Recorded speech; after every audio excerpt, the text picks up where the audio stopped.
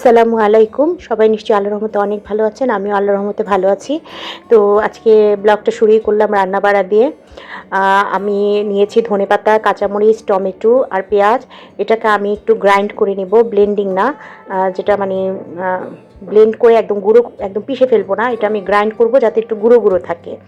তো ওই যে কড়াই বসিয়ে দিয়েছি, কড়াইতে তেল দিয়ে তেজপাতা দিব। আর আমি কিন্তু এই মাংসের তরকারিটাতে কোনো গরম মশলা ইউজ করব না। হ্যাঁ, কিছু কিছু জিনিসে মানে গরম মশলা দিলে ওটার যেটা নিজস্ব ফ্লেভার থাকে ওটা কিন্তু নষ্ট হয়ে যায়। তো এইটা আমি আপনারা যে কোনো মাংস দিয়ে, খাসির মাংস, মুরগির মাংস, হাঁসের মাংস, যে কোনো মাংস দিয়ে করতে পারবেন। খুবই টেস্ট লাগে, একটা ভিন্নতা আসে। সবসময় তো আমরা একই ধরনের মাংস খেতে খাই। তো একটু ডিফারেন্স ডিফারেন্স আমাদের আইটেম হয়। তো এটা একটা ডিফারেন্স আইটেম। হ্যাঁ, এখানে কাঁচামরিচটাই কিন্তু দিব। যারা অনেক বেশি ঝাল খান তারা বেশি করে কাঁচামরিচ দিবেন, যারা কম ঝাল খান তারা কম কাঁচামরিচ দিবেন। এখানে কিন্তু কোনো গুঁড়ো মশলা ব্যবহার হবে না।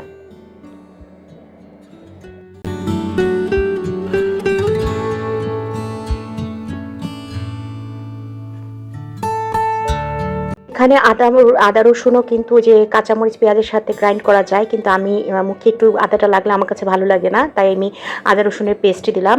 আর মশলাটা কিন্তু ভালোভাবে কষাতে হবে। হ্যাঁ, মশলাটা কষিয়ে কষিয়ে যখন মশলাটা মনে হবে যে একটু ভাজা ভাজা হয়েছে, তখনই মাংসটা দিয়ে দিতে হবে। তো মাংসটা কষানোর পর আমি এখানে একটু টক দই অ্যাড করে দিয়েছি। আপনার টক দইটা দিতে পারেন, নাও দিতে পারেন। তো হাজব্যান্ড আবার বাজার করে মাছ কিনে পাঠিয়ে দিয়েছে।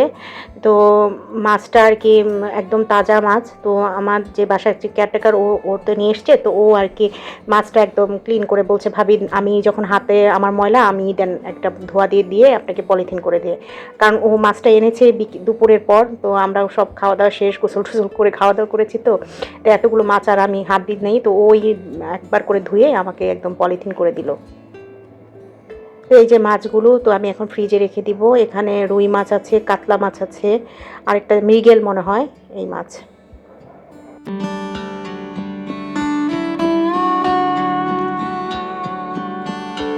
তো বিকেলবেলা একটু মানে রেডি হয়ে বের হয়ে গেলাম একটু মার্কেটের দেশে। আমার দুটো জামা টেলার্সে আছে, সেই জামা দুটো নিতে হবে। আর টুকটাক কিছু জিনিসপত্র লাগবে, সেগুলো কিনবো। প্রতি মাসেই তো একবার করে একটু শপিংয়ে যাই, একবার না 2-3বারই যাই, ছোট ছোট জিনিস কিনি। তো আর কি সময়ে আসলে হয় না, অনেক সময় মার্কেটে একটু ঘুরে আসলে ভালো লাগে। আমার আবার শপিং টপিং করতে অনেক ভালো লাগে। তাই মার্কেটে যাই, হয়তো একটা জিনিস লাগে কিনে নিয়ে আসি। আবার কিছুদিন পর, আমার যেহেতু বাসার কাছেই মার্কেট, আমি হেঁটেই চলে যাওয়া যায়। তো যার কারণে আর কি যাওয়া হয় শপিংয়ে। তো একটা জিনিস লাগলে দেখা যায় যে অনেক সময় আছে না যে অনেকগুলো জিনিস একসাথে জমিয়ে মানুষ আস্তে ধীরে শপিংয়ে যেয়ে শপিং করে। আমার আবার সেই ব্যাপারটা নেই। আমার দেখা যায় একটা জিনিস লাগে, আমি হুট করে চলে যাই, যেহেতু বাসার কাছে হেঁটেই ওয়াকিং ডিস্টেন্স। তো সেজন্য আর কি টুকটাক জিনিস লাগলে চলে আসি। তো আমি একটা স্টিলের চায়ের হাঁড়ি খুঁজতেছিলাম, কিন্তু এখানে পাওয়া যাচ্ছে একটু বড় সাইজ। এত বড় সাইজ আমি আসলে নিব না, এত বড় সাইজ আমার মানে প্রয়োজন না। কারণ সাধারণত বিকেলবেলা আমি একাই চা খাই, হাজব্যান্ড খেলে খায় অল্প একটু। আর সকালবেলাও দেখা যায়, তো আমরা 4জন মানুষ। শাশুড়ি মা দেখা যায় রং চা বেশি খায়, উনি দুধ চা খুব একটা খান না। তো যার কারণে অত বড় হাঁড়ি নেওয়া আমার আসলে দরকারও নেই। তো আমি ছোট স্টিলের খুঁজছিলাম, কিন্তু ছোট পাইনি। তো ছোট না পাওয়ার কারণে আমি ওই ছোট সাইজের অ্যালুমিনিয়ামের পেয়েছি। তো ছোট একটা অ্যালুমিনিয়ামের আর কি নিয়েছি আর কি। তো যাই হোক, আমি যখন কেনাকাটা শেষ হবে আমি তো অবশ্যই আপনাদের কাছে শেয়ার করব, তখন আপনারা দেখতে পারবেন যে আমি কী কী কিনলাম।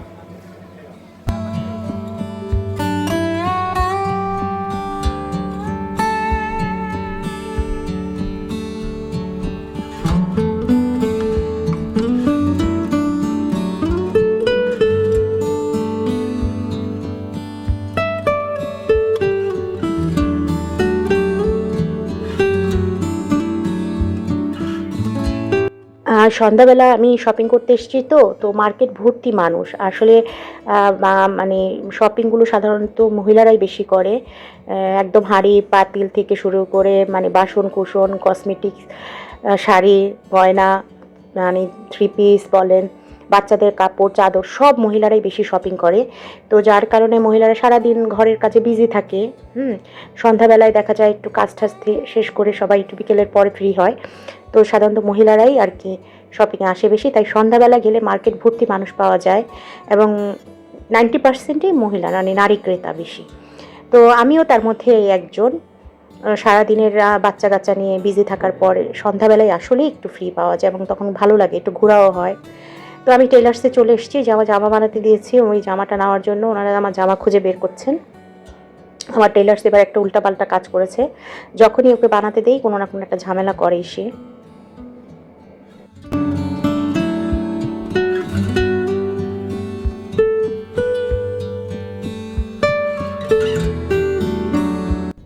তো আজকে তো আমি শপিংয়ে গিয়েছিলাম, তো কী কী কেনাকাটা করলাম সেটা শেয়ার করি।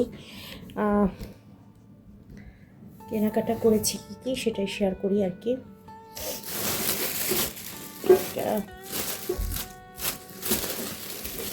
আচ্ছা, আমি একটা আমার এই যে একটা পুডিং বানানোর কিনেছি। তো এটা এরকম ডিজাইন, এটাতে পুডিংও হবে আবার কেকও হবে। হ্যাঁ, সম্ভবত 1/2 পাউন্ডের একটা কেকও হবে, আবার একটা মানে যদি পুডিং বানাই সেটাও হবে। তো এই বক্সটা কিনেছি, পুডিং বানানোর এই বক্সটা। আচ্ছা, আর তারপর আমার একটা চায়ের আছে, তো সেটা আর কি নষ্ট হয়ে গেছে। নষ্ট বলতে ভেঙে ঠেঙে ফ্যাবলা টুবলা। আমার এই ফ্যাবলা টুবলা হাঁড়ি পাতিল দেখলে মন মেজাজ খুব খারাপ লাগে, ভালো লাগে না কিচেনে। তো আমি আরেকটা এই যে ছোট্ট একটা চায়ের কিনেছি, ঢাকনা সহ। যেটা সুন্দর, সাইজটা গোল মতো সুন্দর আছে।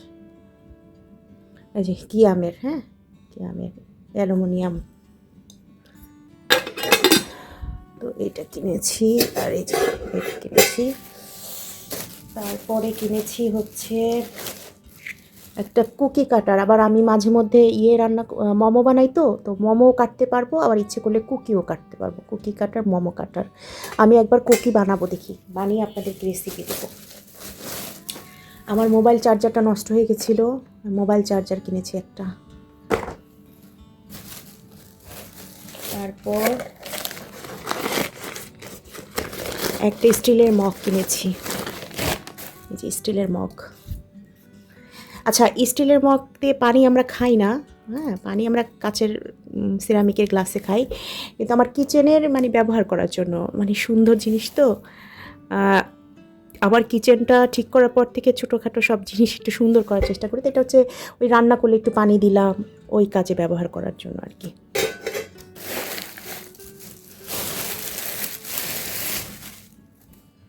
তো আমার ছেলের জন্য একটা ট্রাউজার এনেছি, একটাই, এই যে ট্রাউজার।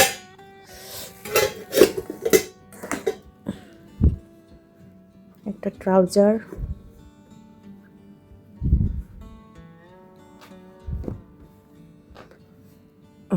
ট্রাউজার দেখলাম সেদিন, দুইটা ছিঁড়ে ফেলেছে। ছেলে মানুষ তো খুব লাফালাফি করে, এই জন্য সব ছিঁড়ে ফেলে। তো এই যে আমার ধরার শেষ হয়ে গেছে ওইটা। আর বাসন মাজার স্ক্রাবারটা কেমন হবে কে জানে, ভালোই হতে পারে। দাম তো ভালোই নিয়েছে, 150 টাকা নিয়েছে, অনেক দামাদামি করেছে, কমাবে না। এই যে হাঁড়ি পাতিল ধোয়ার স্ক্রাবার। আচ্ছা, একটা হাজব্যান্ডের জন্য একটা শার্ট এনেছি, ওর অফিসে যাওয়ার শর্ট পরে যায় আর কি, খুব গরম তো ঘেমে যায় আর কি, একদিন পরলে ওই শার্টটা আর পরা যায় না আর কি, এমন অবস্থা হয়েছে। তো এই শার্টটা আনলাম আর কি। আর আচ্ছা, আরেকটা সুন্দর একটা জিনিস এনেছি, কিউট। এটা হচ্ছে আমার ব্যাগে রাখার জন্য একটা চিরুনি,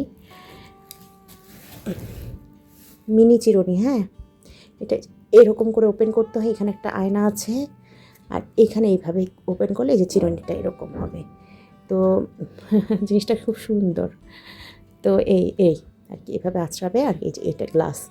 তো এটা আমি আর কি এই যে আবার এভাবে এটাকে ফোল্ডিং করে রেখে দিতে হয়, এই যে এভাবে ফোল্ডিং করতে হয়, তারপরে এভাবে রাখতে হয়। এটা আপনি আমি হচ্ছে আমার যে ভ্যানিটি ব্যাগ ট্যাগ ওইটার মধ্যে রাখার জন্য আর কি, বাইরে গেলে বাচ্চাদের আমার চুলটা একটু আঁচড়ানো যায়, সেজন্য কিনেছি এটা। আর দুটো জামা বানাতে দিয়েছিলাম, সেটা এবার নিয়ে এসেছি টেলার্স থেকে। এটা এটা আচ্ছা, এই দুটার ওড়না কিন্তু আমি পিকো করেছি, ওড়নাগুলো রেখে দিয়েছি, ওড়নাটা এখানে নেই, 3 পিস আর কি। তো ডিজাইনটা দেখাই কেমন কেমন করে বানিয়েছি। সেটা হচ্ছে এই যে প্লাজো বানিয়েছি, প্লাজো সিস্টেম। প্লাজোই আমি ইদানিং পরি কারণ কমফোর্টেবল লাগে আমার কাছে। তো এটাতে এই যে প্লাজোতে এরকম এরকম করে দিয়েছি, এই যে এরকম ঢেউ ঢেউ এরকম করেছি, ঠিক আছে। আর প্লাজো বেশ লুজ প্যাটার্ন দিয়ে প্লাজোটা, এটা কিন্তু ইয়ে কি বলে এটা, পিত্তি পিত্তি আছে না ওইটা, এটা কিন্তু কালো না, মনে হচ্ছে মনে হয় কালো, এই যে এই কালারটাও এই যে এরকম। তো এটা এই হাতাটা তো আমি দিতে বসতে দেয়নি কেন, হাতাতে দিতে।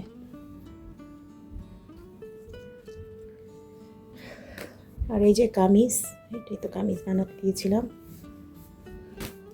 আমার টেইলার্সকে আমি যখনই জামা কাপড় বানাতে দিই কোনো না কোনো একটা ঘাপলা করবে, তো আমি হাতাটাতে আর কি এরকম দিতে বলছিলাম, উনি কেন দেন নাই ভুলে গেছেন মনে হয়, তো এই কাজটা করেছেন কি এটা। তো যাই হোক, এই হচ্ছে আরেকটা, এই যে এটা হচ্ছে আরেকটা, এই যে প্লাজোটা এরকম ঢেউ ঢেউ দিতে বলেছি, প্লাজো করে দিয়েছে, নর্মাল প্যান্ট প্লাজো। আর এই যে কামিজটা, আচ্ছা কামিজের নিচে এরকম প্লেনই ডিজাইন দিয়েছি, তেমন কোনো কিছু ইয়ে দিই নাই। আর হাতাতেও আমি এরকম একটু ঢেউ ঢেউ দিয়েছি, এই যে এরকম ঢেউ ঢেউ হাতাতে। আর গলা নর্মাল এই যে ভি গলায় দিয়েছি। এই হচ্ছে ডিজাইন।